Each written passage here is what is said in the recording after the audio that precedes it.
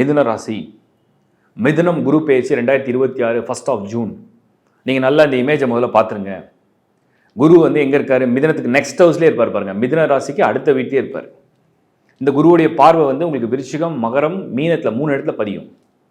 இந்த குருவுடைய பார்வை என்னென்ன அட்வான்டேஜ் இருக்கும்? மிதுனத்துக்கு 6ஆம் இடத்துல குரு பார்வை, மிதுனத்துக்கு 8ஆம் இடத்துல குரு பார்வை, மிதுனத்துக்கு 10ஆம் இடத்துல குரு பார்வை. 3 இடத்துல இருக்குது, 6, 8, 10.